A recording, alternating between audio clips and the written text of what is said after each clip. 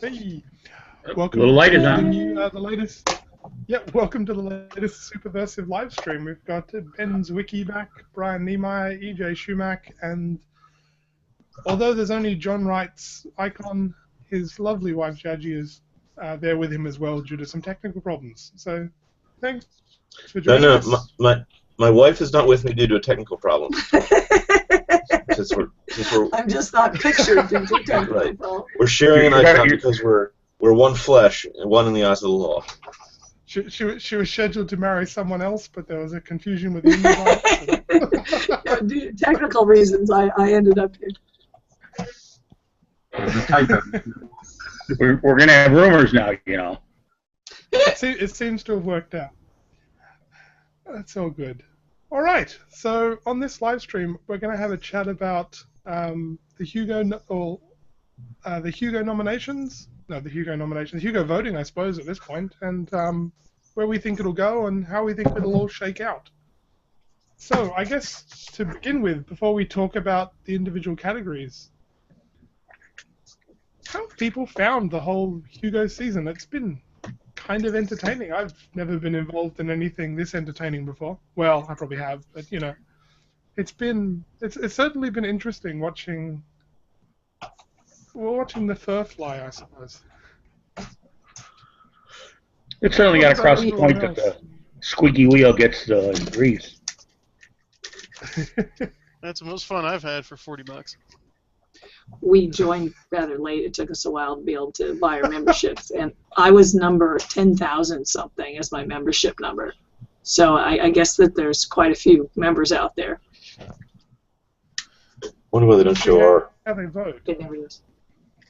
Yeah, there's a record number of members this year.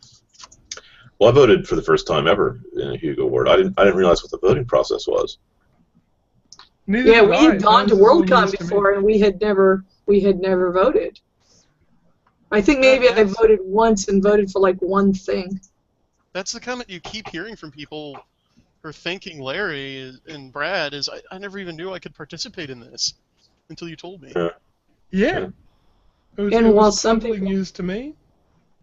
Well, some people complain, okay, $40. Other people said the amount of free works they got was a lot more than $40 worth of works. And I heard at least one or two people saying, hey, we should do this just for the amount of writing we get out of it. Oh, yeah, especially last year we got the whole Wheel of Time. That was amazing. I had friends. Oh, did you? Okay. Yeah, I had friends who had never signed up for the Hugos before and didn't even vote last year, but they bought a supporting membership just to get the whole Wheel of Time series. Oh, there you go. Yeah. Also, the entertainment value of seeing a clique of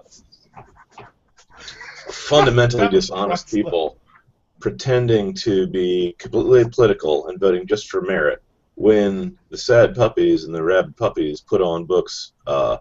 In the Sad Puppies case based on merit, and the Rabid Puppies case based on me.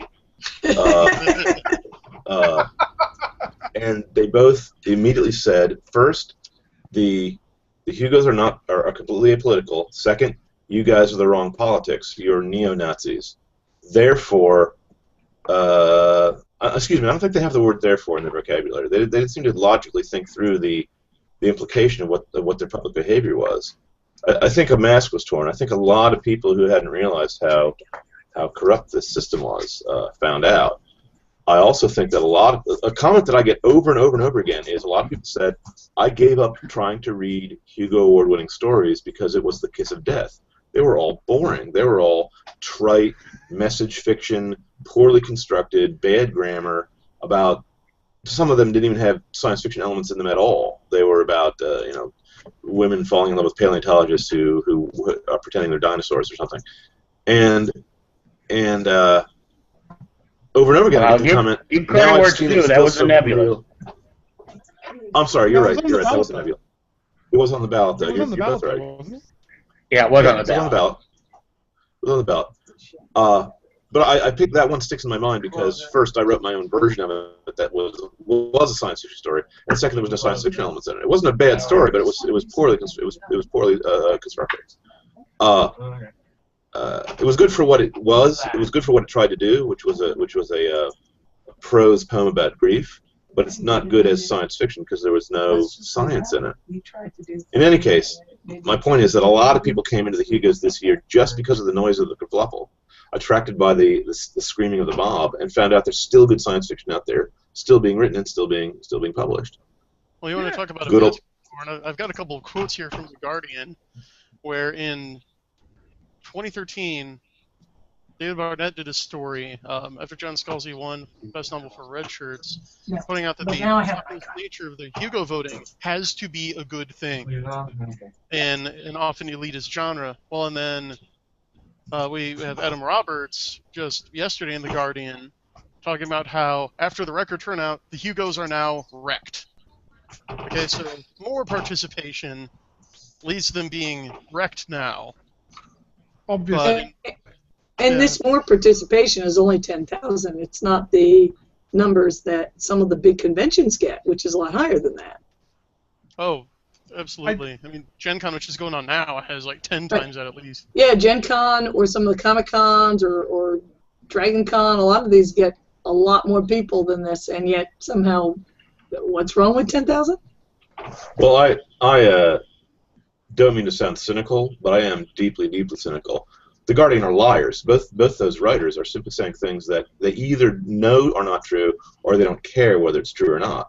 They say what they say because it accords with their politically correct worldview. And to them it's just propaganda. To them it's just ritual words. It's like if you ever go to a Latin Mass and you don't speak Latin, you'll see people saying things they don't understand because it's part of their religion. Religion's real and theirs is not. And so they just say things that they don't know what they mean. Or they don't care what they mean.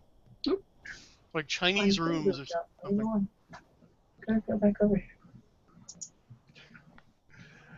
Oh, actually, speaking of that, I was going to say, two interesting things related to the Hugos this year.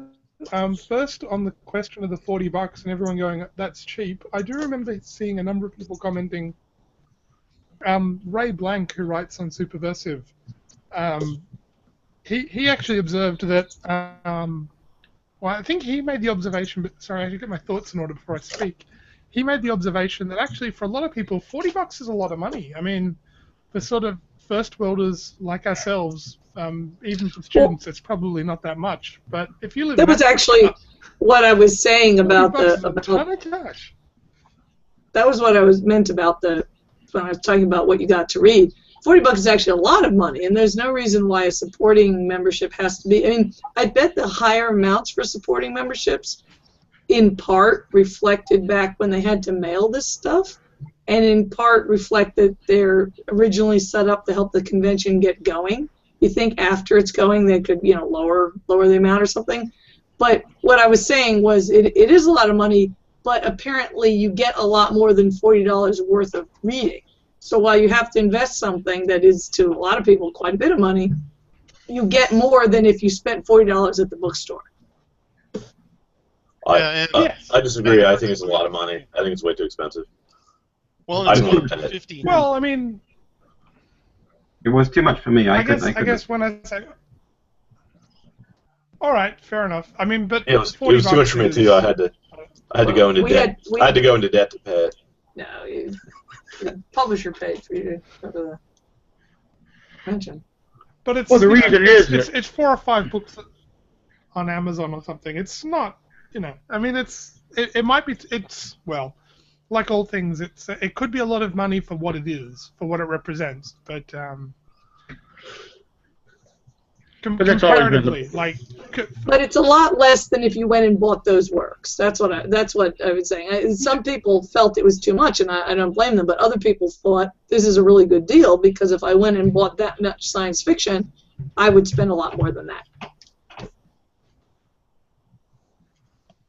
Well, I mean, yeah, that's it. I mean, I get some people saying it's a lot, but I mean, particularly sort of first world versus sort of Africa and things like that. $40 could be a lot of.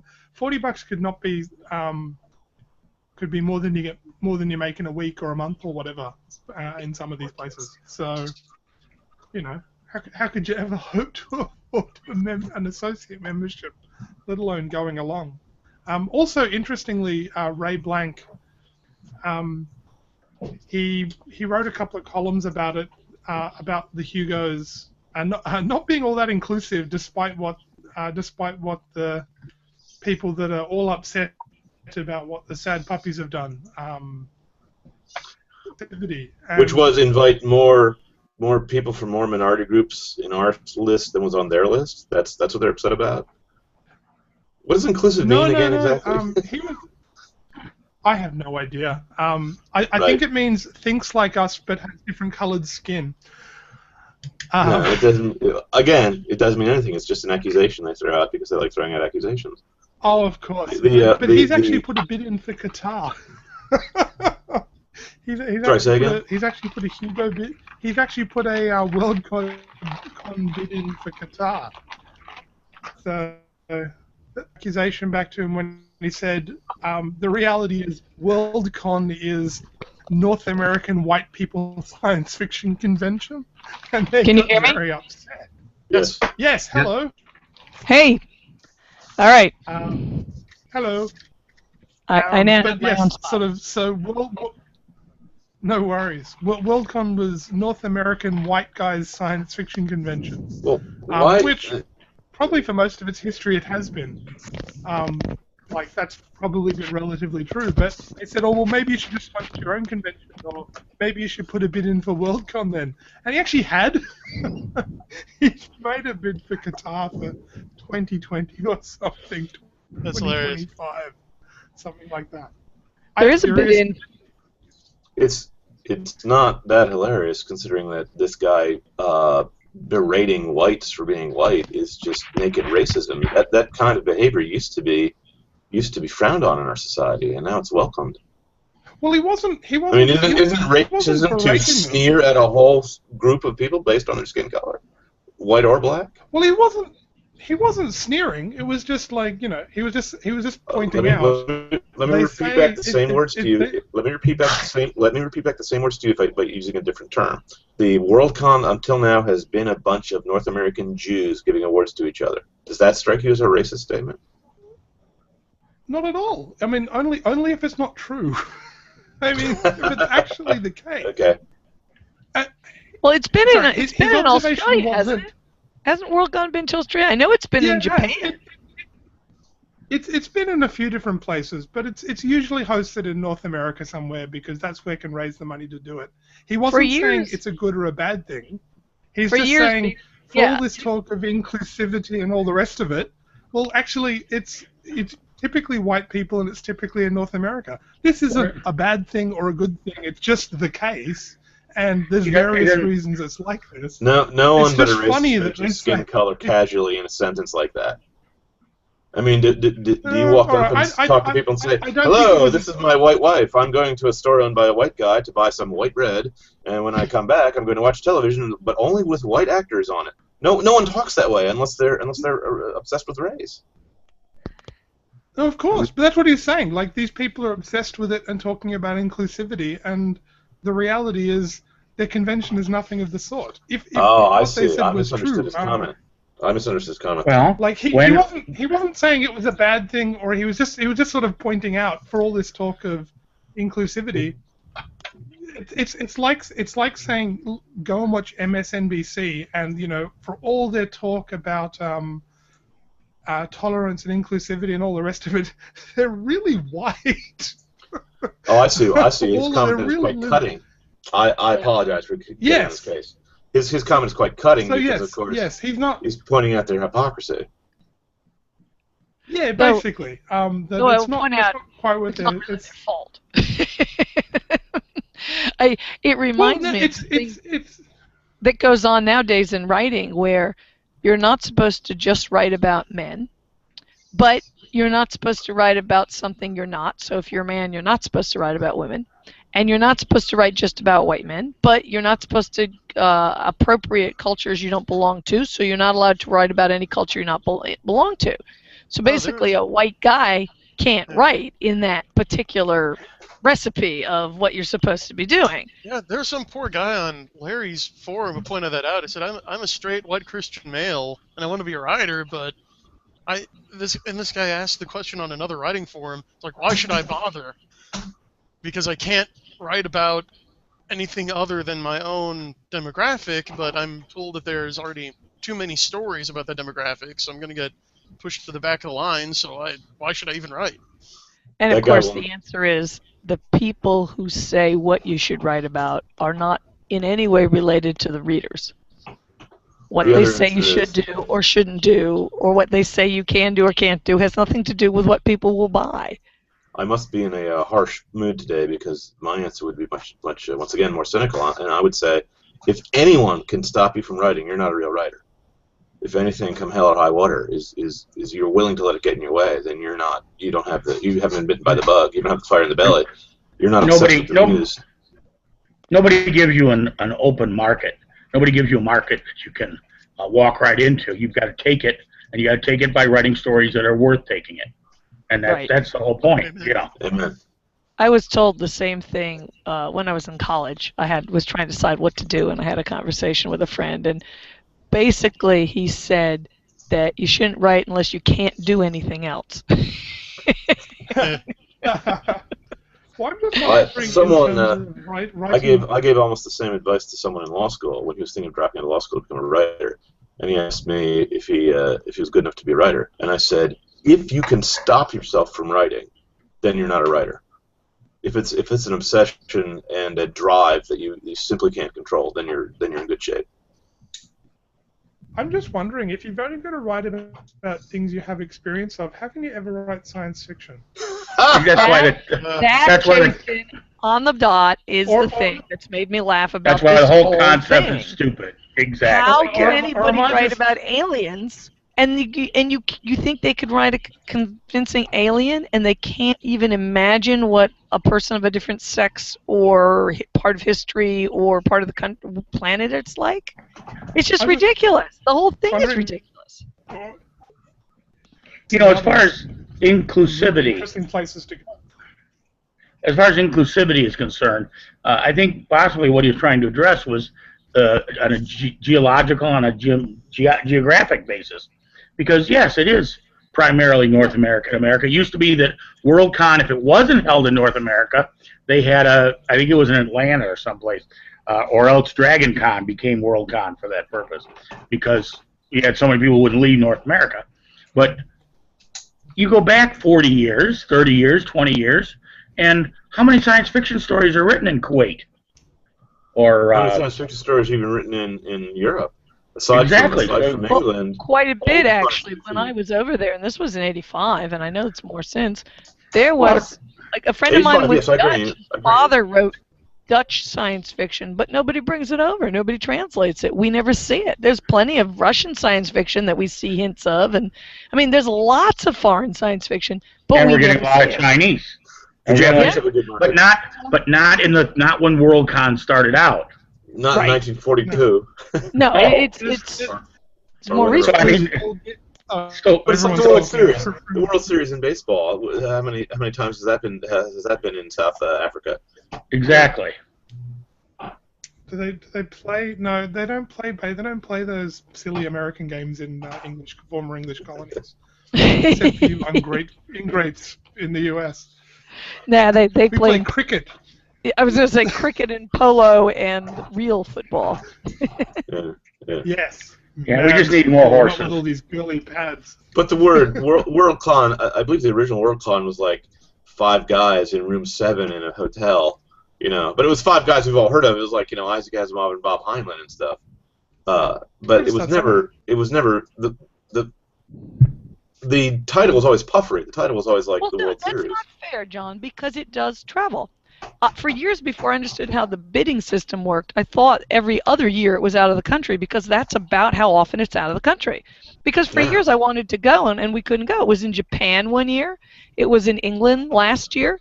It's been, I mean, they have bids in for Finland, and I mean, it actually does travel all around. And it's in the United States a little more than half the time.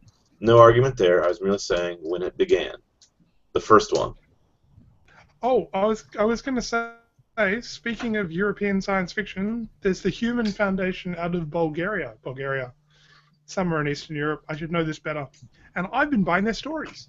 They're really Cool. good. Excellent. They're quite fun. And they do the translations, and they've submitted a couple to sci-fi. So Wonderful. I've bought one so far, and I'm going to read the next one they submitted. And a third one, it was a bit long. So they're going to shop it somewhere else first. That was from Bulgaria. Yeah! That's the one. I like that one. So that was a fun story. Anyway, so let's try to get vaguely back on the topic. How do people think the award ceremony is going to go? There's going to be a shipwreck. Individual nominees. I'm just wondering. My You think so? guess is that, like the other conventions we've gone to, that I would say it's 85% likely that everything will be calm and it will not be a mess, because when people are actually face to face, apparently they just don't tend to act the way they do online. The other conventions we've gone to this year, everybody's been polite. They haven't even talked about these things. Now, there's still a small chance that there'll be some yelling or shouting, but I suspect that the convention will be a lot calmer than people think it is going to be. I hope so. I guess my concern is, going one of two ways. Either no award will win a bunch of categories, and when no award gets announced, they'll all cheer, or some people will cheer, or if John wins or Lou wins or something, they'll boo. And it's just like, that'd be really, really sad if that happened. Who would notice that? I mean, it's a room full of. It would be one of those. It'd be one of those. It'd be a really good sort of YouTube moment for going. See, look how ugly and horrible these people are. This is how they're behaving. But it would just be sad. One thing I'm really curious about. I will point out, this is a tempest in a teacup. Even within the science fiction field, very few people know that this is going on. It's just an argument. It's just an argument between. There was an article. It's an argument between Vox Day. It's an argument between Vox Day and John Scalzi that has gotten out of hand. There was an article. There's not that many people involved. I'm sorry. The Hugo Awards long ago lost their prestige. They might gain it back again if the Sad Puppies are successful in their attempt. There was an article. Otherwise, who would notice? File 770 about There was an article on File 770 about a guy who went to Comic-Con and talked to people in the line waiting to talk to Tor, get stuff from Tor, and most of them had not even heard about the Hugo issue. They hadn't even heard of it, and if they had heard of it, maybe they knew something was up, but they didn't really know what it was. So a lot of the public doesn't know, but on the other hand, those public who don't know are not the people going to this convention for the most part. So my curiosity, and the thing I'm just very fascinated to find out, is how it will go, because I don't think anyone can tell where the numbers fall on one side or the other from being online. You just can't tell from being online. I would be very shocked if no award won anything. I mean, people have to put enough votes in there for it to beat everybody else in that particular category, not just to come ahead of three other pieces. I won't say that no award won't get tally more votes than some other pieces, but I sincerely would be shocked if no award won any single category. I'd like to believe you there, but from what I've seen people say online, the Byzantine nature of the ballot process has left a lot of people confused, and I've seen a lot of comments from people who are like, well, should I vote no award in 6th place? And no, you shouldn't vote at all. If you don't want no award to win, leave it totally off your ballot. But people don't know. Yeah, people don't. I never had a large slate or anything that I had enough information on to vote. I haven't voted for a long time. But when I used to vote, I would just vote for one, maybe two, and in each category, because I really wanted the one that I was voting for to win, and I didn't want to give any of them any points. People don't know you can do that. Yeah, you're probably right. Before this year, the 1 or 2 times we voted because we'd gone, that's all. I didn't know you were supposed to do anything else. I always just put down, the one book I really wanted to have win, and then I didn't worry about it. Comic, the graphic artist might win no award this year because the none of them are worth anything. I mean, they're but there's a all large stories. group of people online who seem extremely happy with them and who thought they were the best thing on there. those people are going to be voting for God. those things. Okay. I thought they were. Oh, I didn't mind the zombie one, but I thought the others were awful. Sex criminals was just awful. Oh. I've heard nothing but bad things about them from people whose opinions I tend to agree with. I would say trust, but that I'll seems take rude. that as a compliment. But the question, I guess, in any of these things is there's just one is, you know, which is going to get the most support, and then two is if certain things are getting attacked. Some categories, for instance, unless the person is voting no award all the way down out of some kind of weird, you know, principle, nobody feels really that strongly about, like, I don't know, fan artist or something. You know what I mean? They may just vote it or not vote it and not really worry about it. Other categories, there are things that one side or the other finds really offensive, and that's where there's a question of no award. And I just think we won't know until we see, because we can't tell of the people rushing to buy memberships, you know, how many of them. I've seen plenty of people saying, I went and bought a membership because I was so offended the way, you know, people were treating the puppies, even though I didn't know about them before. But for all I know, there's quite a few people on the other side saying the same thing to the other side. So we won't know till it actually happens. Well, then there are people I buying did. memberships for other people on the other side, or scholarships.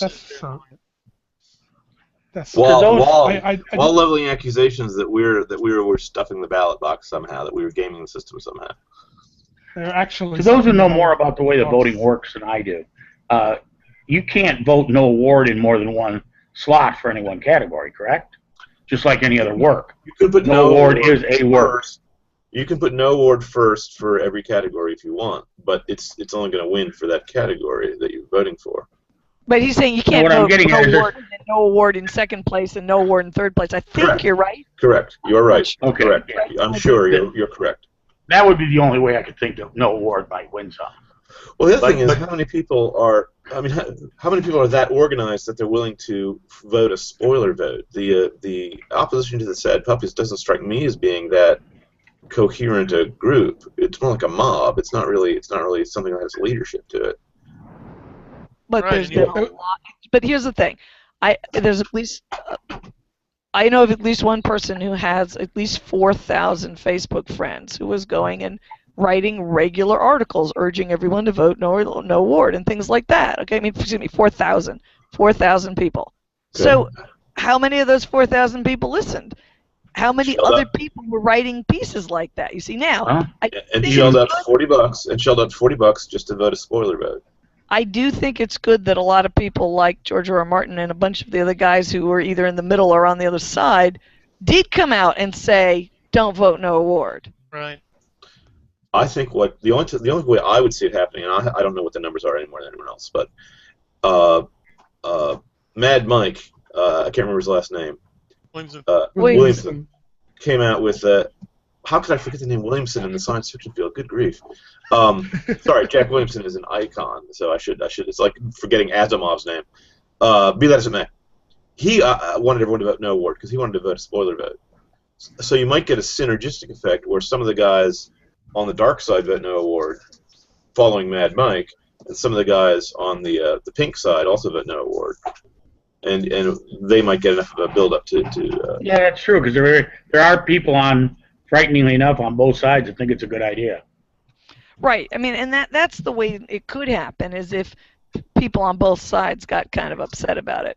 But the weird thing is that we could get there and find out that there's, 2,000 puppies and 8,000 against, or that there's 8,000 puppies and 2,000 against, and we have absolutely no way of telling until the numbers actually come out, Yeah.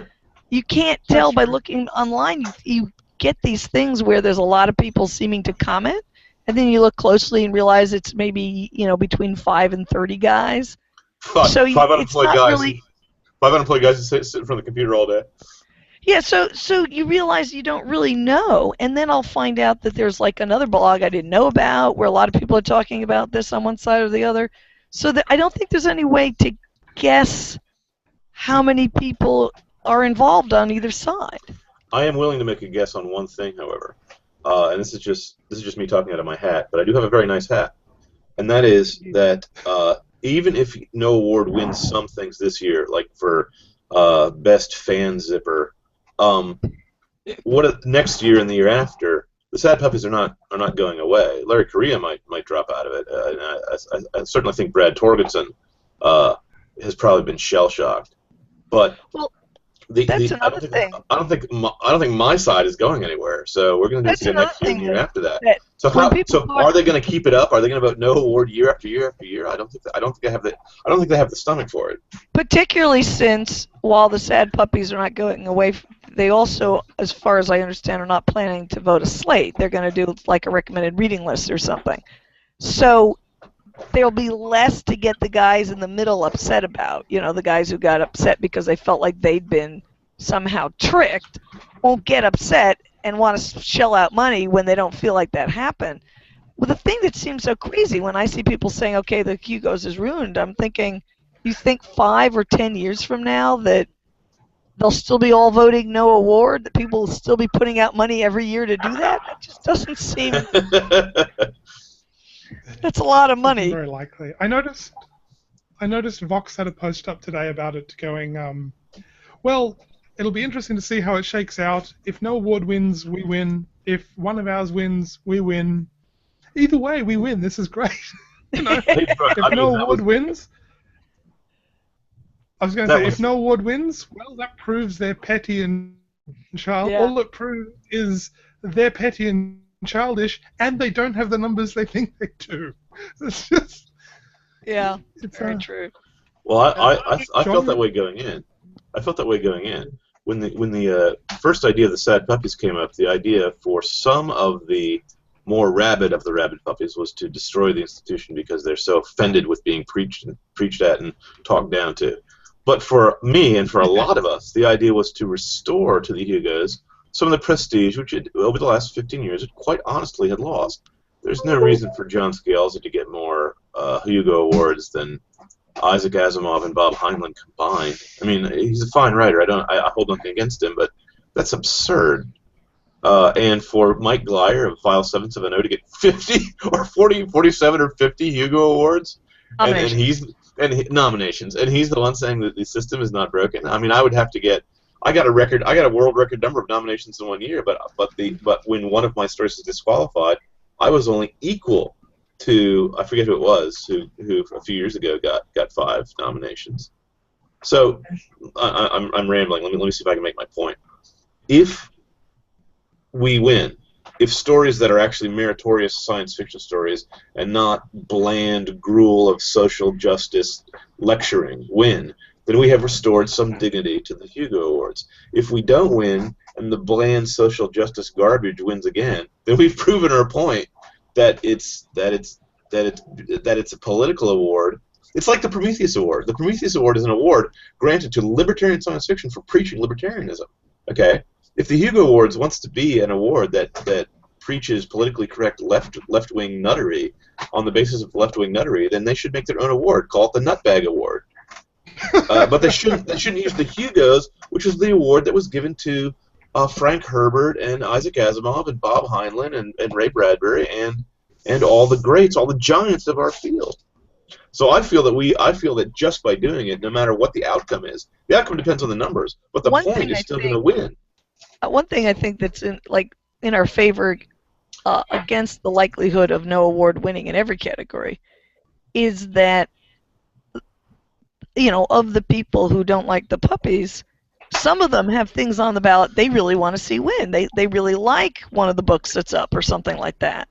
So I don't think that enough of them will want to go and just go, okay. I mean, maybe they'll pick a category that has a lot of puppies in it and try to just no award that one. But, like, for instance, it's hard for me to imagine that they'll no award the book category because there's no obvious, really clear, there's no book in that category that's clearly a political book.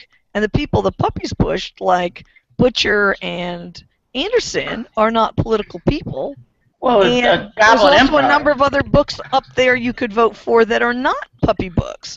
So it's really hard for me to imagine that enough people will decide they want to turn on that category so that there won't be a best novel. And best novel is the thing that the Hugos are both remembered for.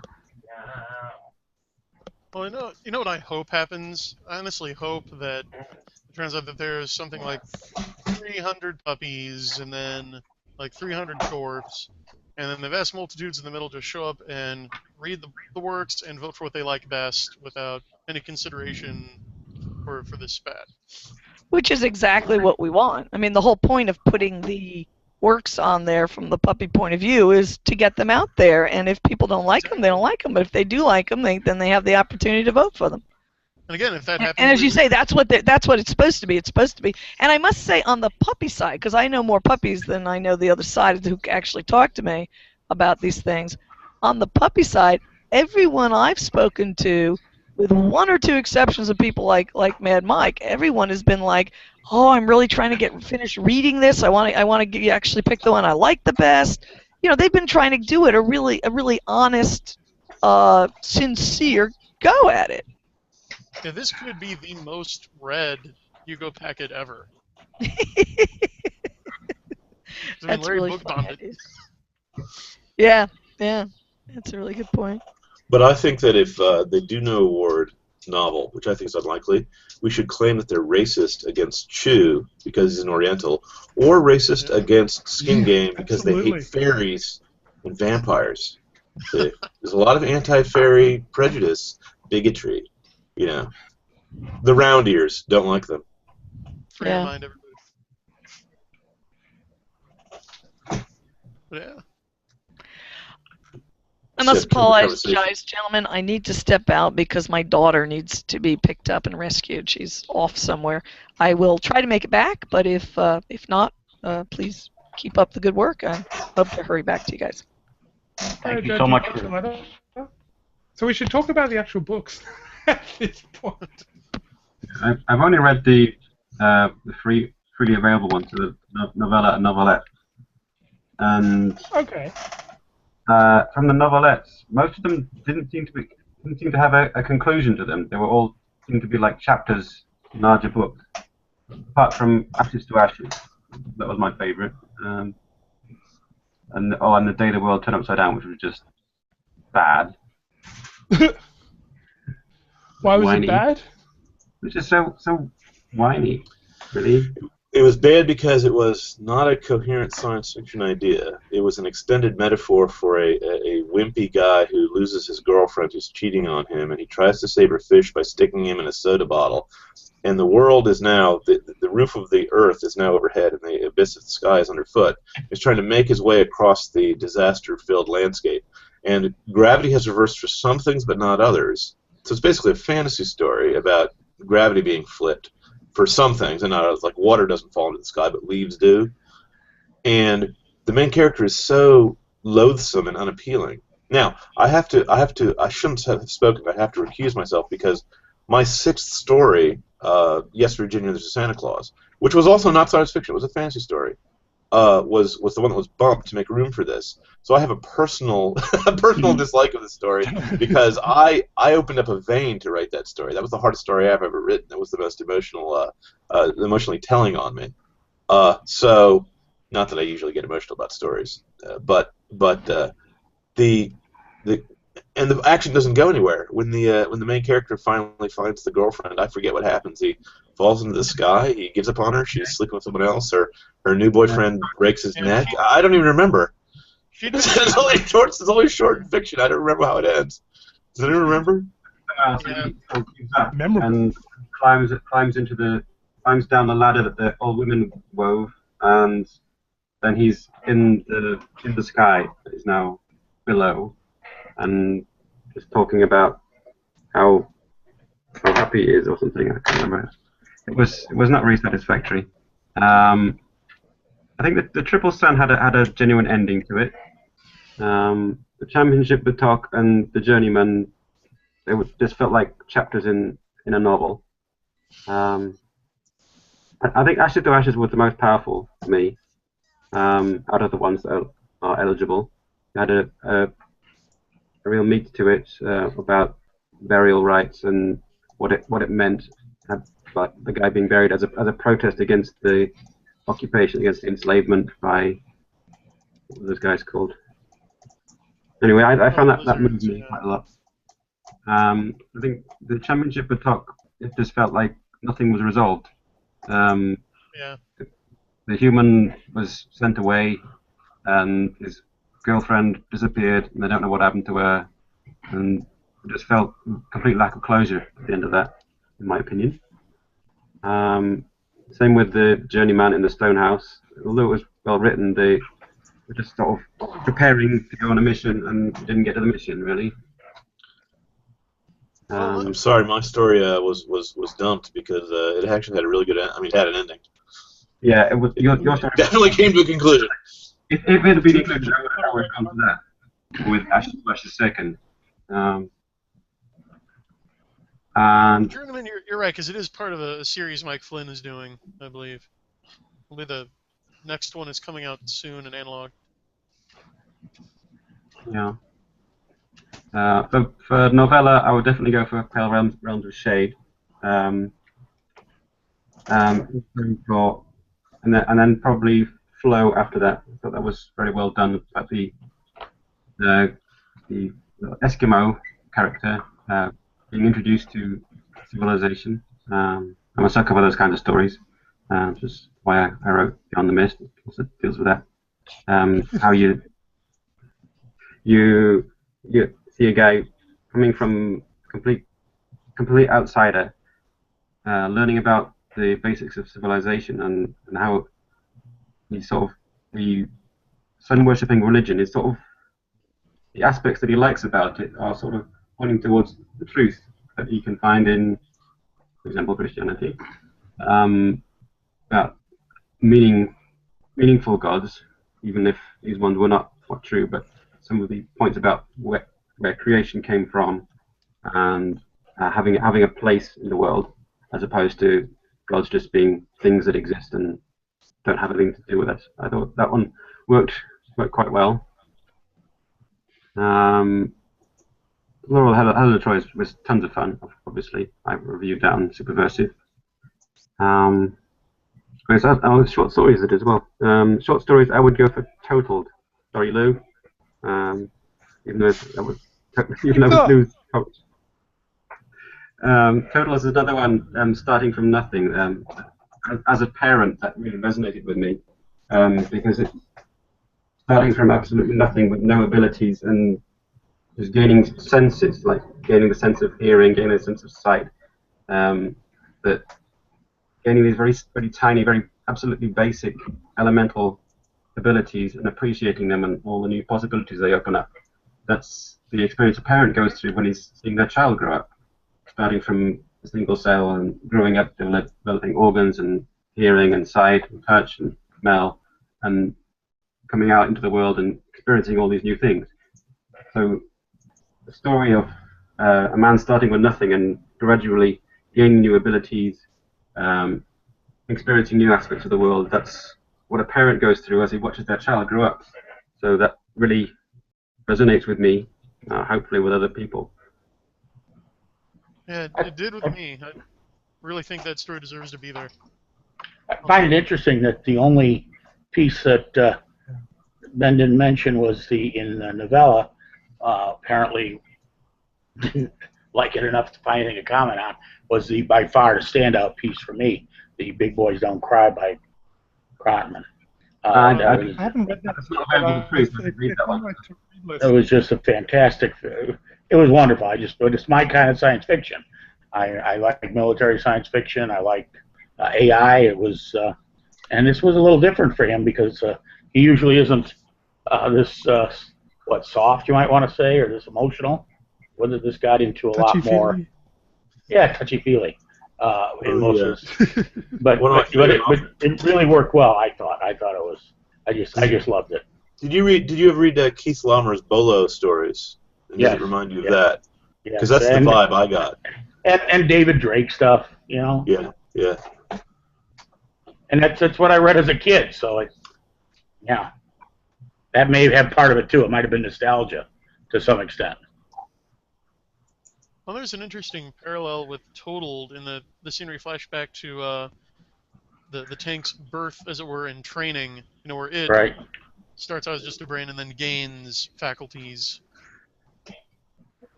and then gains its faculties again when they have to cut off the undo the damage they did to it in order to take it apart.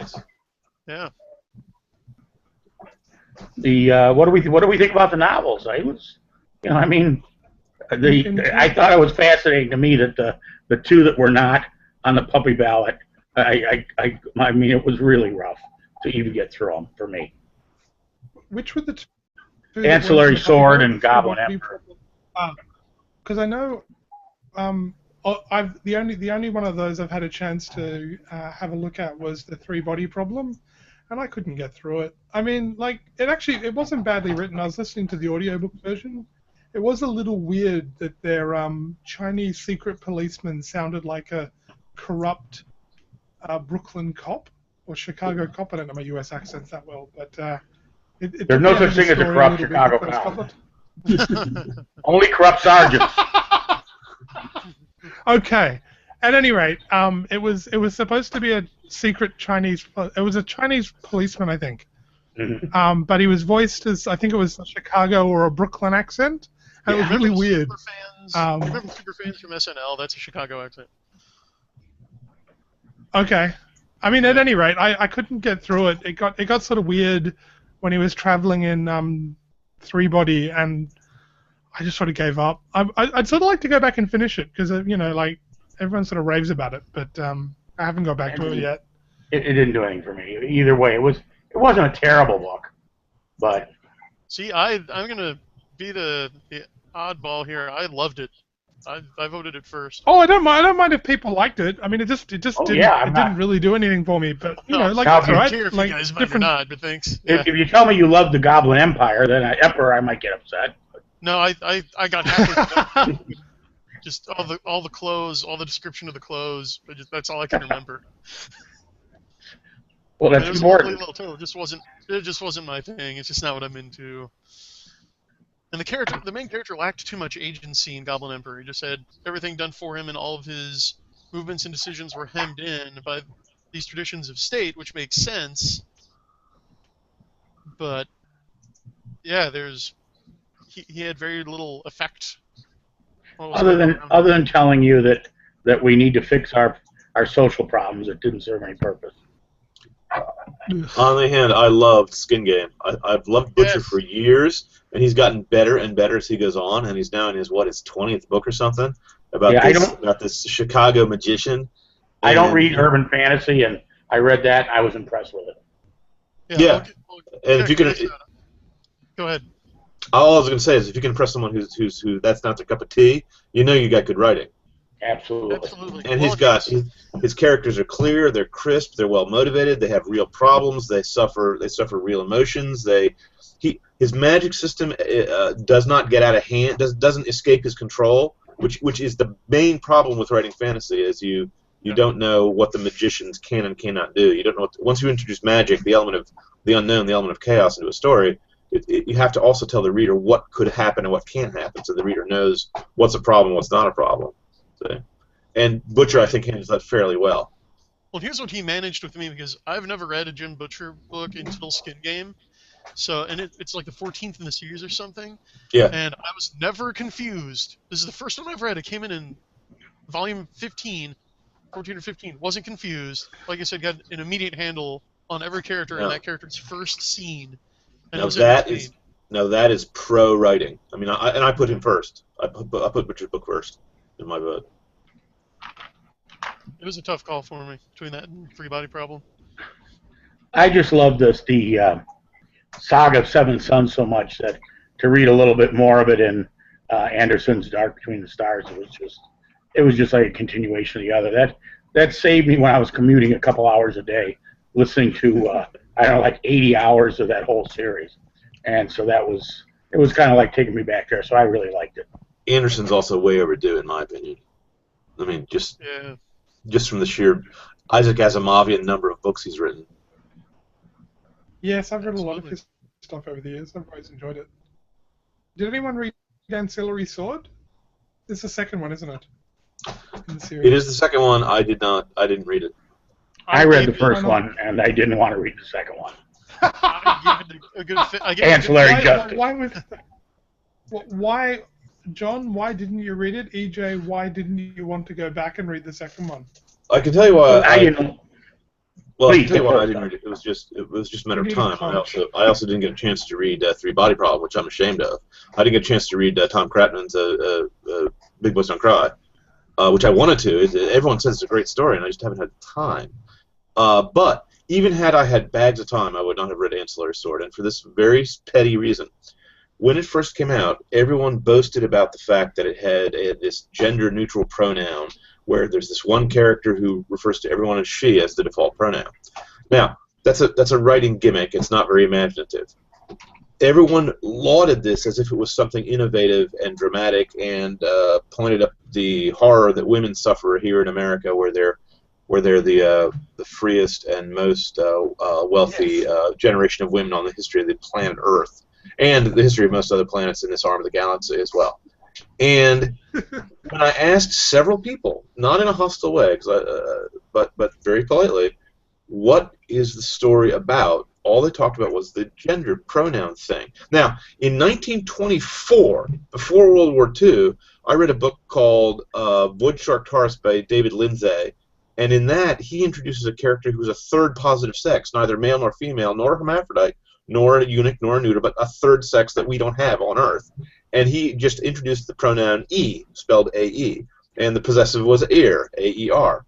And Li Haofei is a dramatic, memorable character, and the idea of a third positive sex that's neither male nor female, but something else, some other fan, was dramatic and imaginative to me. And that was almost 100 years ago this idea came up. So this idea was not new in science fiction. When someone finally described the plot to me, they said it was so imaginative because it was about a group consciousness mind, an AI, that had split off part of itself that was rebelling against the main mind. And this is going to sound so egotistical, and I apologize for the size of my ego, but on the other hand, I am a writer.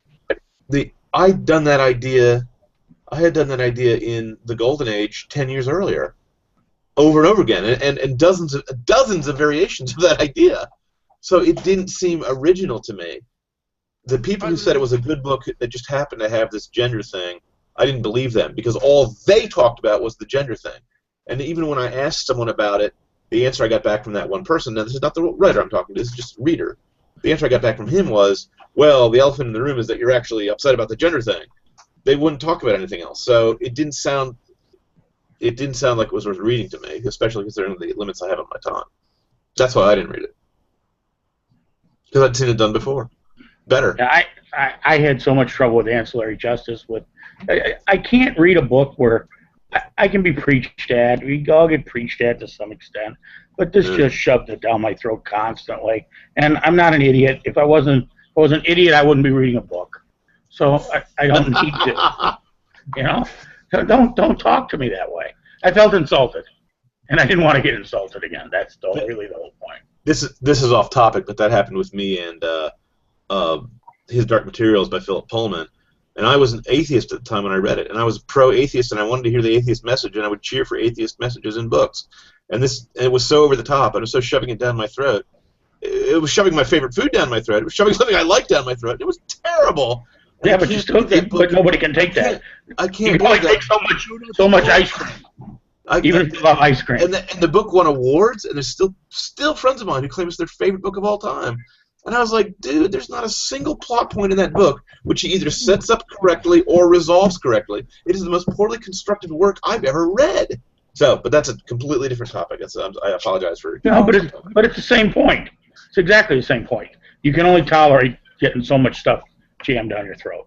And I read Ayn Rand. Okay, I read the 40-page speech by John Galt, and that seemed okay to me. Okay, I was going to mention that. High tolerance. I've got a pretty high tolerance. I think most people say that they loved Atlas Shrugged, and most of the people who say that never read it. I loved it. I've read it more than once. Oh, there's nothing wrong with War and Peace. I got a high threshold for reading. Yeah, no, I'm just saying that there's many people.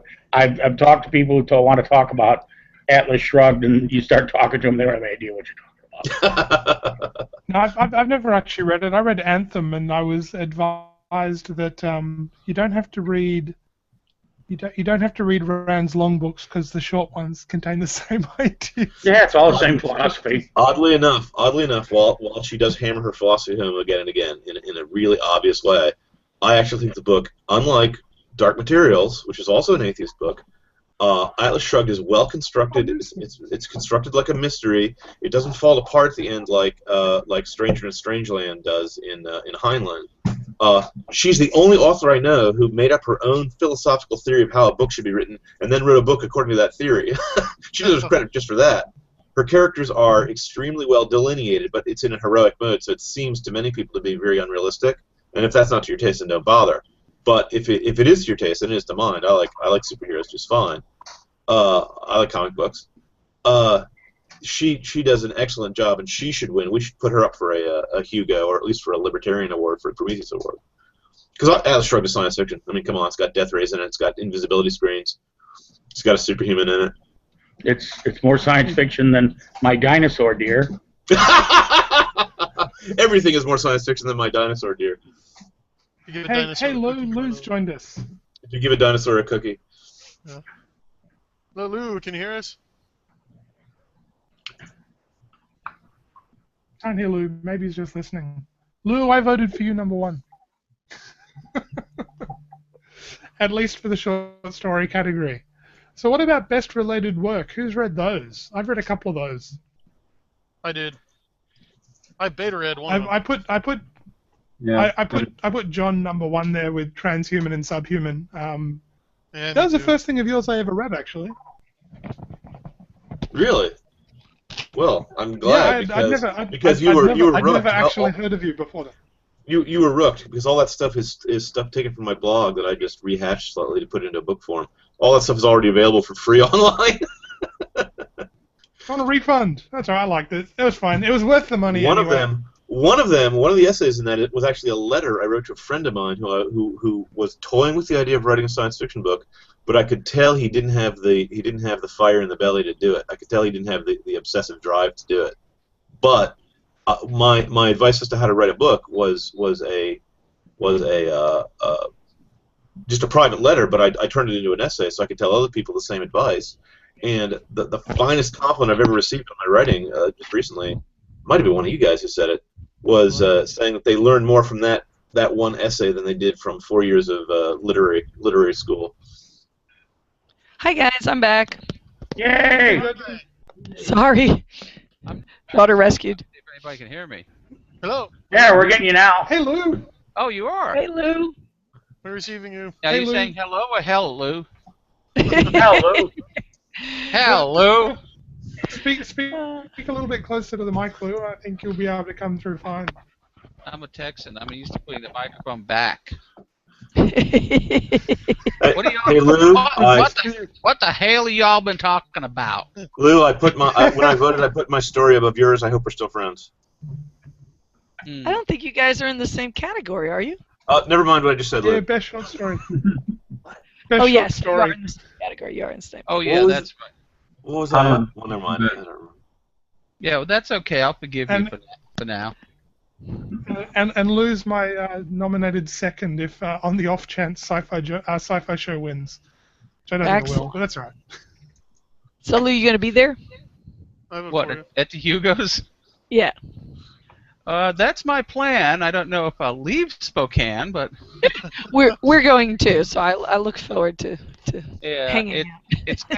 It's kind of a strange time of the year for me because my wife's a school teacher, and that's like the weekend before school starts, and she's between jobs, and it's kind of transitional. But I've bought my attending membership, and I'm fixing to book my plan. I just want to be there for the curiosity value. I want to see what David Gerald looks like. I once went to a wedding where I think he gave away the bride or something, and back then, this was in '85, he was very tall and handsome looking, and it took me by surprise because I had been a big fan of his Making of Star Trek book, and normally when I think of somebody, I think of them as looking like, kind of tall and handsome. When I meet them, they look like a real person. But in this case, for some reason, I had in mind that David Gerald was this kind of short, pudgy-looking guy. And I was so surprised. It's like the only time in my life that my mental image fell short of the real person was actually quite astonishing looking. But of course, that was, 30 years ago. So he probably looks like a guy who's 30 years older now. He was quite charming back then, and I've heard other people say that before he became more ill, that he was, quite different than he is now. He and I were on a panel at a con together briefly, and he had to leave halfway through. And he was not charming at that time. He that was 10 years Edgar later. Rice Burroughs of being a racist. Even though I found out to my surprise that Gerald wrote the script for the Tarzan cartoon that was on the TV show, Filmation on the TV show in the 1980s, which is a cartoon I watched as a kid, which I rather liked. Well, I really didn't know much about him before the Hugo nominations came out, and following his discourse and his level of discourse as a result, I personally wrote a letter addressed to the police chief in Spokane and said I thought the man was insane and a public danger and needs to be watched when the convention's going on. And I mean it. I attached my business card. I said, this guy is inciting to violence. Somebody weak-minded might attack somebody because of his relentless torrent of abuse. Honestly, I think he belongs in a secure psychiatric facility. Lou, I'm really glad you said that because I myself am weak-minded and prone to violence. I'm hoping that if you go to the convention, you'll restrain me because I don't want my wife to have to bail me out of jail. Well, I'm sorry, but John is not weak-minded and prone to violence. He's just funny.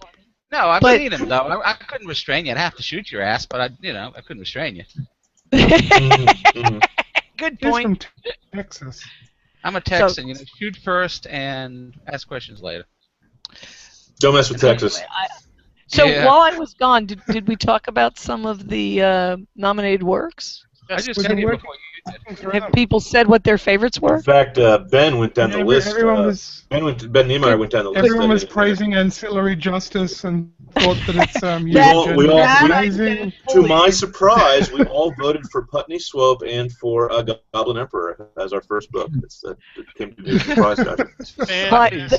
Other than John's story that I've been wanting to have won an award for so long, the thing that I was most excited about on the ballot was Skin Game, because there have been years where I think Jim Butcher was the only author I read back when my kids were young and I didn't have much time. I read one book, and it was a Harry Dresden book.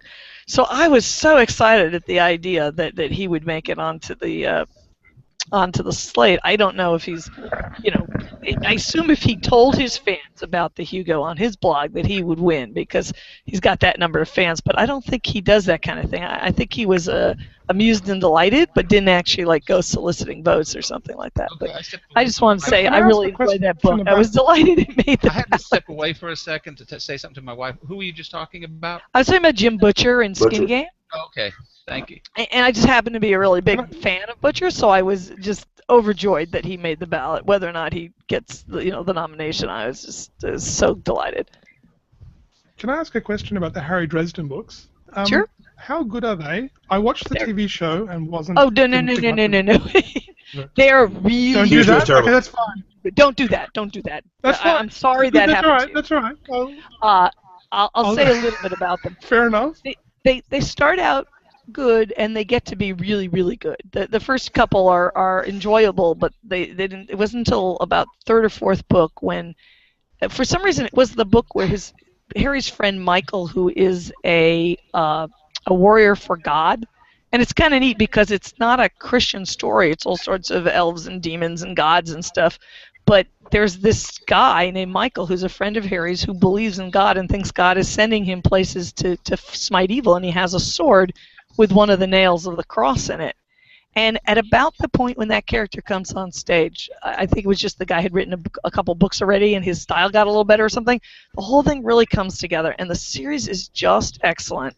One or two books are, better, and one or two books are a little maybe not as good, but it just is wonderful. The Harry Dresden's attitude is just a delightful mix of bravery and snark, and he comes up against horrible things. And the TV show, they just stripped. I have a friend who really loves the series and watched the show. They just stripped away everything that made the series good. He had a funny, buggy Volkswagen bug. They replaced it. Volkswagen, one of my favorite characters. The inanimate object of the Volkswagen was one of my favorite characters. I'll say this: like, if you don't like urban fantasy, this is the one book that's not that people say is urban fantasy. It's really not. It's actually cut above the rest of the. It doesn't have in it the thing that makes most urban fantasy boring. Okay, can I ask another question then? I enjoyed. I don't normally like fantasy-oriented books. They just, I don't know, never really grabbed me. But I really enjoyed Larry Correa's Hard Magic books. How would you compare to those? I really like. I only read the first Hard Magic so far, but I think if you like Hard Magic, you might like Harry Dresden too. Harry Dresden, because it takes place in the modern world, is a little bit more. A little less mood-oriented. There's a bit of a mood to Hard Magic because it takes place in the past that I like, but it's a little different from the. But it has that same kind of, you know, hard-moving, quick action, funny dialogue. You know, Harry Dresden follows the Tao of Peter Parker, and he Spocks an eyebrow. He Spocks an eyebrow, which I think is the best line I've ever seen. I would say that Larry Correia and I would say it's equal. I'd say it's about the same level, and that's a very high level. Action. Okay. The magic more or less makes sense. You're rarely taken by surprise by someone just suddenly being able to do something they weren't able to do before. Yeah. I think that's what I liked about Hard Magic. I got halfway through the first one. I sort of bought the first one when it was on special at some point and on Audible, and went, I'll have to get around and listen to that. It sounds good.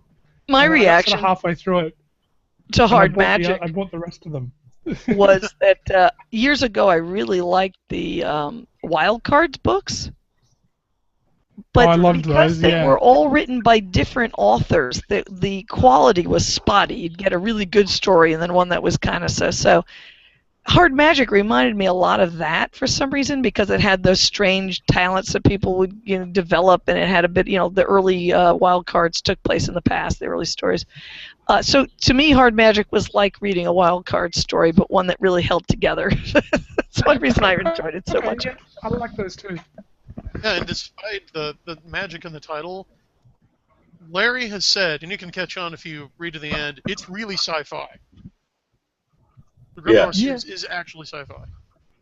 Yeah. Yeah, and I think one of the reasons it's enjoyable is it has a magic feel mixed with a sci-fi feel, and that's something that I particularly like. Sean and I do a lot of things like that, so it really, really appealed to me. But Harry Dresden has a similar kind of, just a very practical approach to all these funny magical things, and it builds as it goes along very well. So anyway, so that was my Hugo. I realized it's too late to I didn't realize when I recommended today that, of course, the voting was over. I recommended an earlier weekend that I couldn't have made it. But that was my plug for Skin Game. Jason, did you hear about my story on a spiritual plane being reprinted in Romania?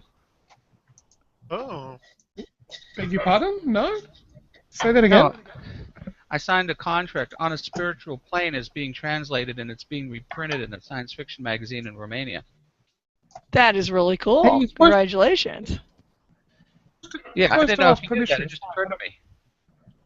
Oh, that's okay. You can have permission. That's fine. Just shoot me an email and let me know when it comes out. But don't you normally buy English language rights? I thought all short story sales were English language rights. Well, they're translating it. I don't know what the contract says. Yeah, it might not, but normally it's English language rights, and then if you're selling the rights in another language, it doesn't apply. But you might want to check. That happened to John too. I thought it was funny because they sent me a contract. Go ahead. I have no objection. That's exciting. Yeah, if you check my Facebook page, you'll see I posted a link there. I thought it was funny because they sent me this contract. The magazine is called CPSF, which stands for Romanian Fantastic Science Fiction Digest, and they sent me this nice contract, and it said, "We promise to accurately and faithfully translate your story into Romanian." I said, "Hell if I know what you translated to. I can't read Romanian." Just wire me the damn money, But no, if you check my Facebook today, August 1st, the publisher, it's a company called Nemira, Nemira, put it up for pre-order on their website. If you look up in the mirror, if you go to my Facebook page, you'll see I've got a post, a link to it. But they're taking pre-orders for it. They have a cover, and the same issue. The American artists, the American writers in it are David Levine and I forget who the other guy is. Hold on a second. Let me look on my Facebook page. I'm looking at it now. Congratulations. That's really cool. Exciting. Yeah, David Levine and Robert Charles Wilson. Right, and then they have their own. They have their own Romanian authors. So yeah, it just came out of the blue. That's really neat. We were just talking about foreign science fiction a little earlier. That's really cool. Well, the reason I was late in getting on the chat today was because my wife and I just came back from seeing Mission Impossible: Rogue Nation. Oh. She's a very big Tom Cruise fan, and they have a crucial scene filmed in Austria, and I said to my wife, "Well, with a little bit of luck and pluck, maybe I'll have another reprint right for Austria, and we can go there." Make it into a junket, Yeah, but that's my first foreign reprint. That's never happened before. It kind of took me by surprise, but they probably actually judged the story on its merits. It was exciting. Yeah, in the United States, I didn't notice. Sorry. Did they find it through Jason? Did they come to you having found it elsewhere? Apparently or did you submit it somewhere? No. I think they found it on their own, and they asked me if they could reprint it. Well, Jason, that means someone in Romania is looking at your stuff. Well, I know some guys in Bulgaria because they sell me stories. So maybe they're Romanian. Really cool. I don't know. It's somewhere in Eastern Europe. I can never remember where. That's really cool. I was interested. No, in you're reviews. If the contract's the same, Jason, you've got to Ben better be nice. He better and you better be nice to you because the author agrees not to publish or permit others to publish the work in any form, and for a period of 12 months after the publication. And for a period of 12 months after publication, without the prior written permission of the publisher. I assume that was reasonable. That's funny. Yeah. I didn't even look at that. I always assume it's English language because that's what it was. No, this one says in any form. Well, that's good to know before I go and accidentally break that contract. So to clarify, I just stole my contract and reworked, just changed the names. So I just assumed that was a standard contract and ran with that. But so I didn't know, and I don't mind, Lou. That's fine. That's exciting. That's good to know. So. Well, the whole reason when Brad was organizing the Sad Puppies, I had more than one story published in 2014. But part of my motivation and suggestion on a spiritual plane was to give Sci-Fi Journal more attention and a leg up. It was only the second issue at the time. I had other stories published in the year, but I specifically picked that one. I had a few nominations, recommendations for the Nebulas. Well, thank you for that. I had 2 recommendations for the Nebulas last year, but it was a different story. I had a story published in the online Omni Reboot magazine, and that picked up a couple of recommendations for the Nebulas. Not enough to get anywhere close to being on the ballot. But I specifically thought of On a Spiritual Journey because not only did I think it was a good story, but I thought I like Sci-Fi Journal, and I thought it would be a good opportunity to get you a little more attention. Thank you. Really kind. I appreciate it. And did you ever get paid from them, Lou? What? Yeah. Did you ever get paid from them, Lou? From Omni Reboot. From Omni. I know a lot of people who don't get paid. No, Omni Reboot never indicated. Omni Reboot never indicated to me it was a paying market, and I knew that quite well. I just did it to support them. I actually thought I used to love Omni when it came out, in the 80s and 90s, and I read it faithfully. No, I can't. Okay. I know. Stephen Brust once said in a panel I was on a convention, exposure is what you die of in the Arctic, and well, no, it's not just that. So you're telling me that a periodical that has a great reputation should be less likely to pay you than something nobody ever heard of? Well, no. Omni went completely out of business. Bob Guccione. I know that. You're a nicer guy than I am. I'm more likely to give something to someone starting out than someone who's already got a rep and can probably get advertisement just by redoing it. Oh, I've done that too. I think he wants it to have a go. I think I've had at least 3 or 4 cases where I had an article in a magazine in its first issue, including Buzzy Mag and a few others, because I also believe in that too. So, but I write enough stories that I can do both. Yeah, as long as you keep that pen to the pad, you're in good shape. Yeah, well, being a journalist, I write fast. There you Not go. necessarily well, but fast, as I've been told. And prolifically. Yeah, some of the criticisms I've been subjected to during this Hugo nomination period is, well, it's obvious Mr. Antonelli's background as a journalist shows because he has stupid typos. He obviously writes fast, and he actually has sentences with monosyllables. Oh, shit, I'm sorry. Yeah. Monosyllables. Look at the criticism. Yeah, it's easy to read. I've been following Planet of the Antonellis. That's okay, because I've gotten the opposite criticism for my work because I don't have enough monosyllables. These people are never satisfied. And I used to be a journalist too. Can I just toss in? I was interested following the different reviews on a spiritual plane. A lot of people didn't like it, and it was interesting. The people that didn't like it didn't seem to understand it. Yeah, I It's a think good that reason happens. not to like it. Yeah.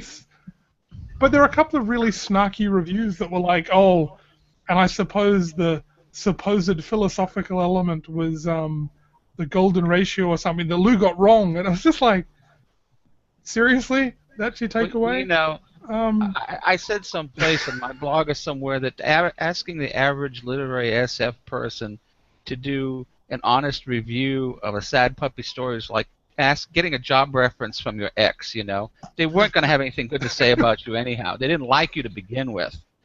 Well, you certainly can't review something if you don't understand it. Yeah. And I was just surprised that they just didn't understand. Like, it wasn't just they were trying to be snarky, dishonest review, and we're just trying to sort of piss on it. But well, you know, honestly, these people are not intellectual giants. They don't understand nicknames. Earlier in the broadcast, I'll give you that. Oh yeah, you mentioned they didn't understand the idea that Sally and Sarah was the same character.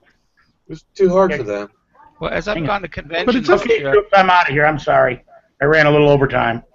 Thank you so much. No worries, EJ. Look after yourself. Sorry, Lou, Good you to were talk saying? to you. well, I was saying that as I've gone to conventions this year, and I've gone to a half dozen, and I've had personal communications with people, you know, constantly. Everybody who's communicated with me personally, either in person or through messages and online, has said they liked the story. On the other hand, most of the blog postings and comments were negative, so I just think a lot of people went into it in bad faith. They didn't like it to begin. I think that too. I think you're right that there just were some people who went into it just from the beginning. They weren't going to like it no matter what we did. And, Bad faith is the middle name of these people. I mean, they operate in bad faith. It's what they have instead of a god. Well, the thing is with a lot of these people is they don't know people of faith. They don't go to church, and so like a story where the protagonist happens to be a chaplain, you know, is obviously going to be non-PC, and they're not going to like it. There's this guy in Britain called Philip Sandifer, and he reviewed all the sad puppy stories, claiming they were trying to shove religion down people's throats. Well, you know, Phil, dude, you'd be amazed how many people do believe in God and go to church. Maybe you don't, but that's your problem, and don't question it. He does believe in a god, but it's a PC god. That's their cult. That's their worldview. That's what they have instead of religion, and they're an enemy religion to our religion. And they know it. And merciless God at that always keeps them dancing like on a hot plate. Well, no. One thing I've noticed is that foreigners to Americans, which means anybody, you know, in the rest of the world, basically, Americans, I do believe in American exceptionalism. In other countries, when someone says they're an atheist, they mean they don't believe in the supernatural. They don't believe in God. They don't believe in the devil. They don't believe in angels. They don't believe in demons. Okay, from my experience, this is not just as a writer, but as a journalist, in the United States, when someone says they're an atheist, it's like a Democrat saying they didn't believe in Romney, or a Republican saying they don't like Obama.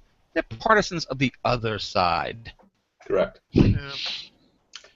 Yeah, Good way of putting it. They worship Moloch by means of abortion, and they worship Baphomet by means of sodomy, and they worship these other devils that are now coming more and more obviously out into the open. They just put up a big statue of Baphomet the day the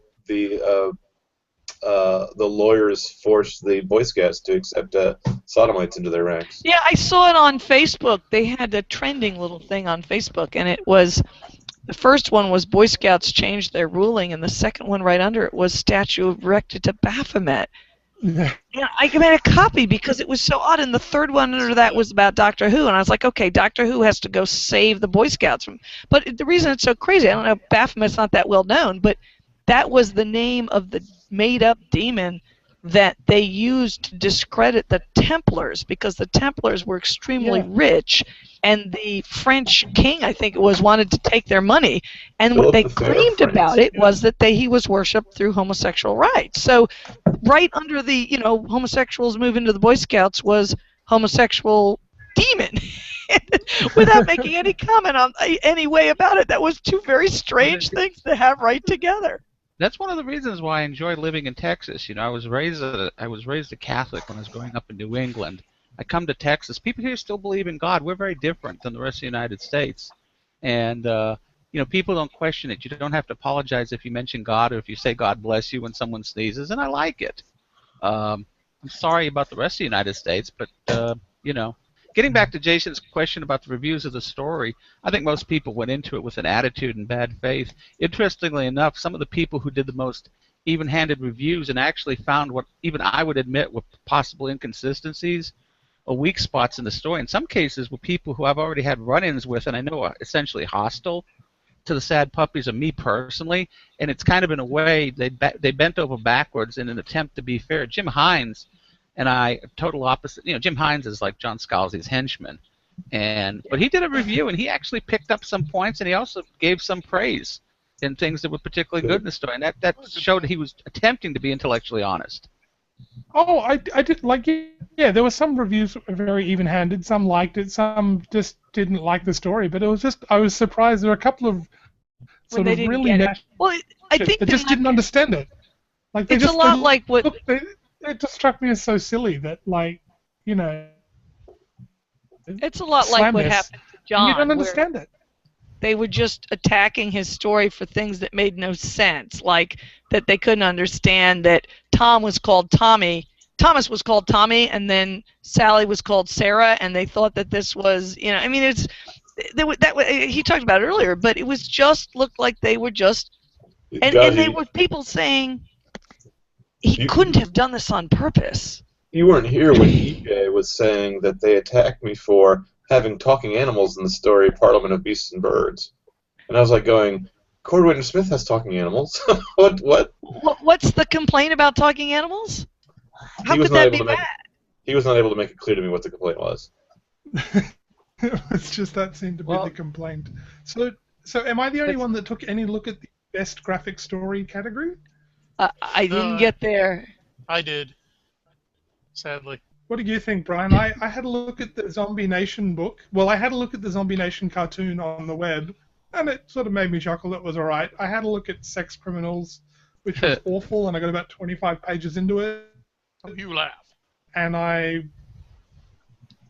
didn't really get that into the other ones. They just I looked at the covers and went, I don't have time. I don't know why. I don't know why. Maybe it's just me. Maybe I have a skewed perspective. I just thought Rat Queens was funny. I like Attitude. Attitude is a contraction of that Antonelli. I haven't read it. When I was in college, I'd get drunk and I'd sit in a corner and stare at people, and they'd say, "That Antonelli dude's gonna kick your ass when he gets up." And if they said that Antonelli dude so often, it became Attitude. So I like Attitude in stories. That's very funny. Okay, maybe I'll have to give that a look. Hey, anybody handicapping the short story since Jason brought it up? Yeah. I don't know what you mean by handicapping. Oh, you never raced horses. No, I'm afraid that's not one of the pleasures that's been denied me. Well, I think Carrie English's story probably overall got the best reviews and has, the best. Honestly, I think she had the best chance of getting it.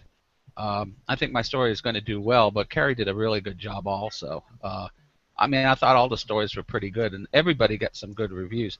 I don't know. I think you may have touched on this before I showed up, but I don't know. I did. Yeah, I would have put Total first because it's basically a development from nothing. It's like a parent watching their child grow up. That sort of resonance with it was really appeals to me because I'm a parent. I've seen that 5 times. Just the starting from nothing, really nothing, that developing the first abilities of hearing and sight and being able to interact with the world and the new possibilities that opens up. But that's like watching a child learning a new word or making a new discovery, discovering grass or sky or clouds, and the amazement, the wonder, the new possibilities that opens up. I was at really the like you're being a parent to that character. I was in Austin last weekend, and the guest of honor at the ArmadilloCon convention was Ken Liu, and Wesley Chu was there too. And at one point after a panel, we were talking, and I asked them as two, outsiders, what were their opinion of the overall effect, what might happen with the awards, and Ken Liu said, that he thought he really doubted there'd be extensive uses. No award wouldn't win a lot of categories if it won any. He said he thought people realize that will hurt the awards regardless of what side you're on.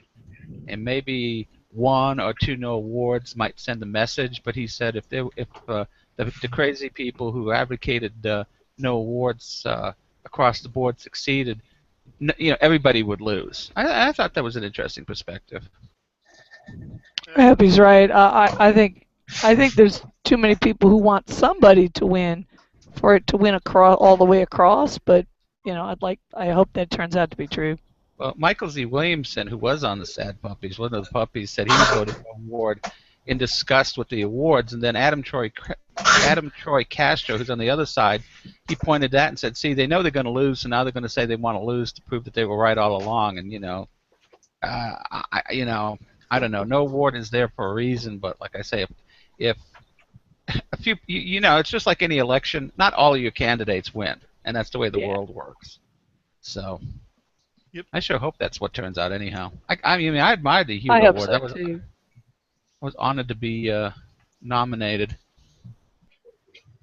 Oh, definitely. And I think Mike makes his appeal to his fans is that he's a bit kind of outrageous. So what he does is not necessarily what someone else is going to do.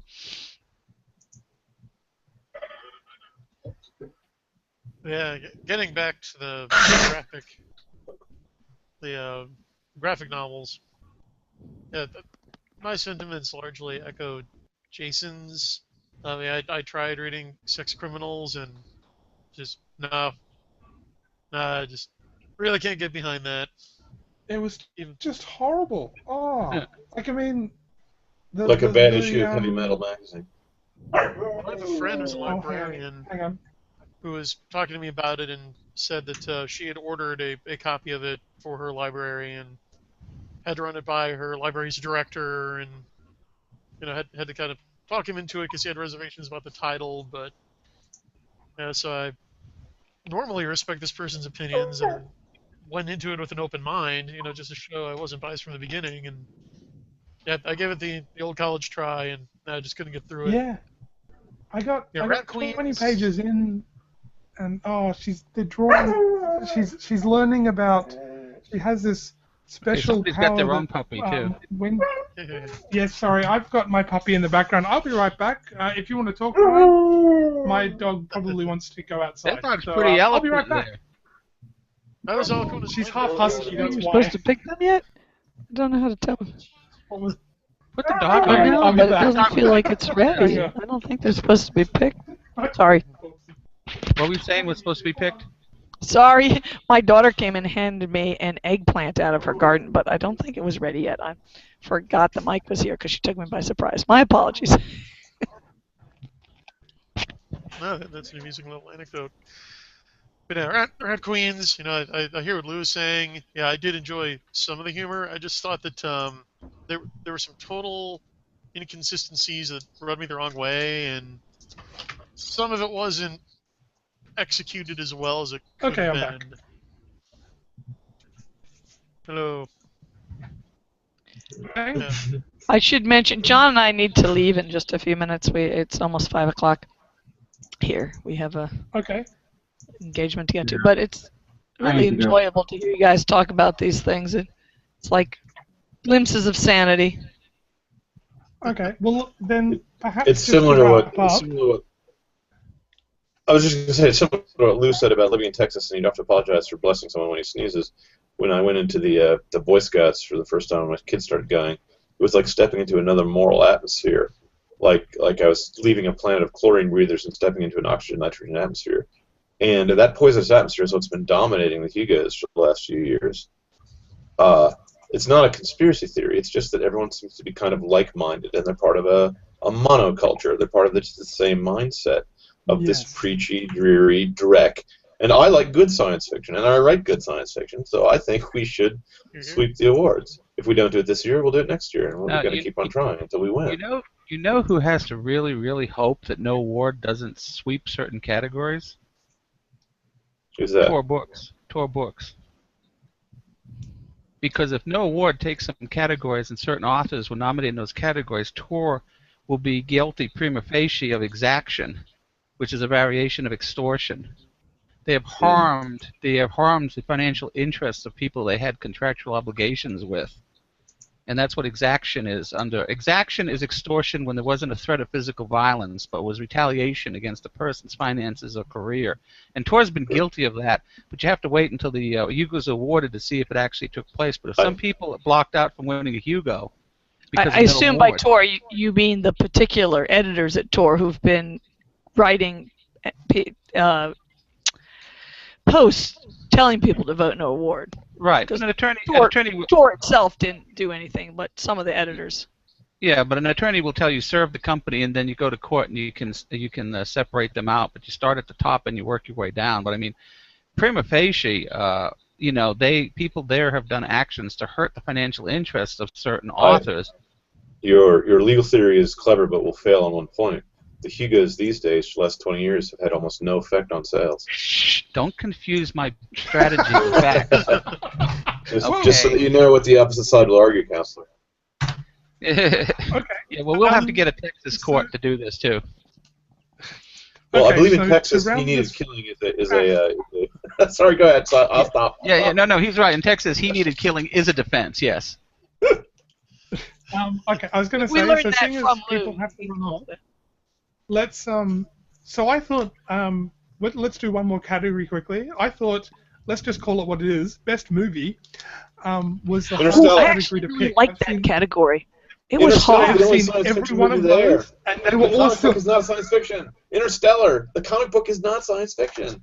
Lego is not science fiction. Interstellar.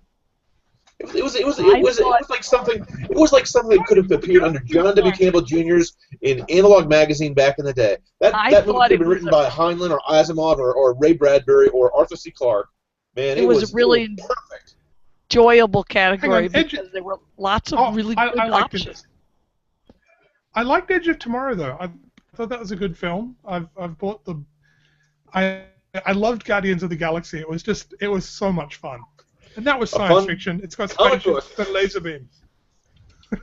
Yeah, I mean, it's as much science fiction as Star Wars. I mean, what's the award isn't necessarily just for hard science fiction. I loved Guardians of the Galaxy. I thought it was the best movie in a long time. I liked Interstellar too. I liked Captain America, Winter Soldier. I thought that was fun. And I loved the Lego movie. It was just such a great So did I. I loved it as a movie. And it had spaceships. It had spaceships and laser beams. Well, there I I think have that's to. the There I have to concede your point. Okay, anything with spaceships and laser beams is science fiction by default. They were Lego spaceships and laser beams. I thought that was the one category where everything was a lot of fun, basically, almost. So yeah, it was really hard. It was a tough call, but I had to go with Interstellar first as well for reasons John stated. I think I went with Guardians first and Interstellar second. No, I think I went Edge of Tomorrow actually ahead of Interstellar. I'm gonna get. But Interstellar, I had to vote for superversive reasons because there's a scene in Interstellar where the female astronaut talks about love as a power in the universe that science can't understand. And you know she's hinting at some spiritual reality and in the movie she turns out to be right. Mm. Yeah, she has the. It was very subtle. It was very subtle, but they slipped in a little bit of superversiveness into that film. Well, there we go. But I thought that was the hardest category. It's like, how the heck am I going to pick best one of those? We live in great films. Don't get me wrong. This is the time for science fiction TV, science fiction films. And comic book films especially, Flash on CW and Daredevil. Enjoying that. Daredevil on Netflix. I mean, just wonderful, absolutely wonderful. And the best part about Daredevil on Netflix. In the second season, they've got the Punisher. All right, that might just be me, but No, it's not just you. But honestly, that's as good as anything written by Dashiell Hammett or something. And it's hardboard. It's hardcore film noir. It just happens to have a super fast guy as the main character. yes. No, I really enjoyed The Flash. Yeah, that got my vote. I haven't minded Orphan Black either. I've been enjoying that. Anyway, well, shall we round it up there, and I guess we'll finish up there, and we'll see what happens when the awards are actually presented. Yes. Any final comments from anybody before we all sign off? Death the social justice warriors. SJW Yolanda S. They will be destroyed. I think my main motivation for going to convention is just to see what some of these people look like, and to see that they're not online bots or something, because I can't believe the way some of these people talk online, that they're real people.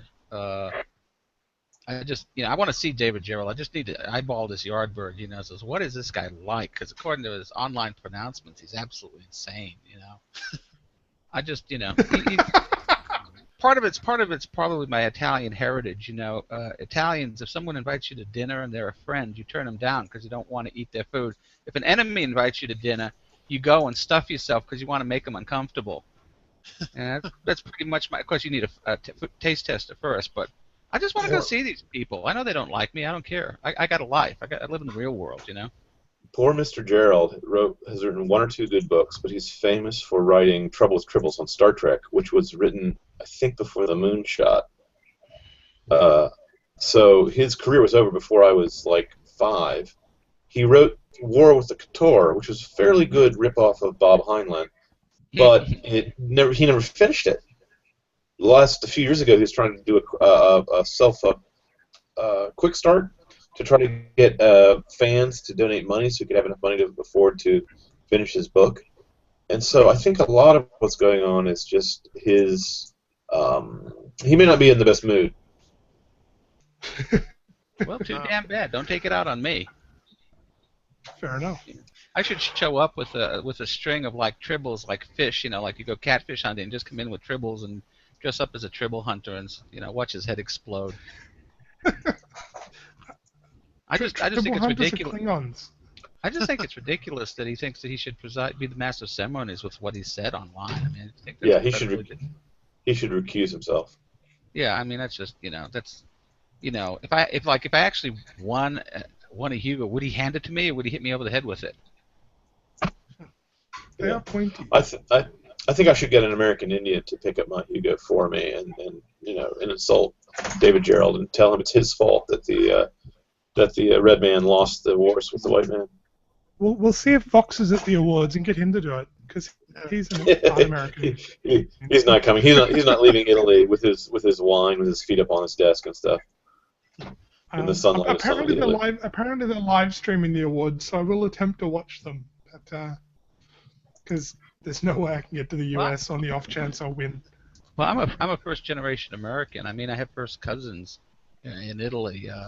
The Adriatic coast. Sometimes I wonder where Vox lives. Heck, I might go over there and all of a sudden stumble across him. I don't know what part of Italy he lives in, but I'm also automatically eligible for Italian citizenship because I am the son of an immigrant. Most countries have that provision, Nice. Yes, I can get New Zealand citizenship by basically the same way. I'm not sure it's very useful for much, given it's next door. Anyway, shall we call it there? Thank you, everybody, for participating, and we'll do it again. Well, one thing I want to